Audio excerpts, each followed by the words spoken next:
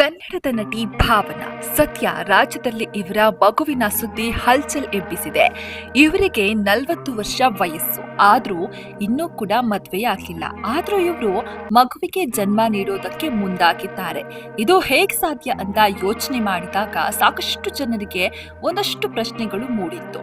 ಮಗುವನ್ನ ದತ್ತು ಪಡಿತಿದ್ದಾರಾ ಅಥವಾ ಬೇರೆ ಮಾರ್ಗದಲ್ಲಿ ಮಗುವಿಗೆ ಜನ್ಮ ನೀಡ್ತಿದ್ದಾರಾ ಅಂತ.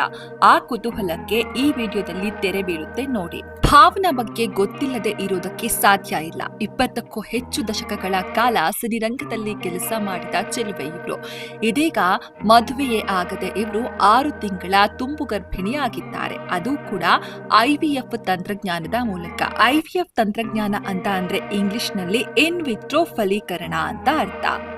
ಭಾವನಾ ತಾಯಿಯಾಗುವ ಸಂಭ್ರಮವನ್ನ ಹಂಚಿಕೊಂಡಾಗ ಸಾಕಷ್ಟು ಟೀಕೆಗಳು ಬಂದವು. ಆದ್ರೆ ಇದನ್ನೆಲ್ಲ ಪಾಸಿಟಿವ್ ಆಗಿ ಸ್ವೀಕಾರ ಮಾಡಿದಂತಹ ಭಾವನಾ ತನ್ನ ಮಗುವಿಗೆ ತಂದೆ ಇಲ್ದಿರಬಹುದು, ಆದ್ರೆ ತಾಯಿ, ತಂದೆ, ಬಂಧು ಬಳಗ ಎಲ್ಲ ನಾನೇ ಅಂತ ಹೆಮ್ಮೆಯಿಂದ ಹೇಳ್ಕೊಂಡಿದ್ದಾರೆ. IVF ತಂತ್ರಜ್ಞಾನ ಅಂದ್ರೆ ಸಾಕಷ್ಟು ಜನರಿಗೆ ಗೊತ್ತಿಲ್ಲ. ಗಂಡು ಅಥವಾ ಹೆಣ್ಣಿನ ಫಾರ್ಮ್ ನ ಒಟ್ಟುಗೂಡಿಸಿ ಗರ್ಭಕ್ಕೆ ವರ್ಗಾಯಿಸುವ ಒಂದು ಪ್ರಕ್ರಿಯೆ. ಪ್ರಯೋಗಾಲಯದಲ್ಲಿ ಮೊಟ್ಟೆ ಮತ್ತು ವೀರ್ಯವನ್ನ ಸಂಯೋಜಿಸುವ ಮೂಲಕ ಫಲವತ್ತಾಗಿಸುವ ಒಂದು ರೀತಿಯ ಸಹಾಯಕ ಸಂತಾನೋತ್ಪತ್ತಿ ತಂತ್ರಜ್ಞಾನವಾಗಿದೆ.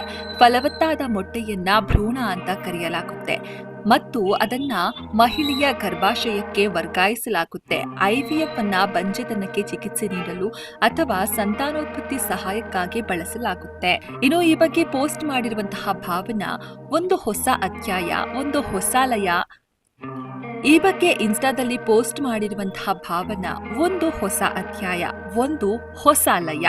ಇದನ್ನ ನಾನು ಹೇಳುತ್ತೇನೆ ಅಂತ ಊಹಿಸಿಯೇ ಇರಲಿಲ್ಲ.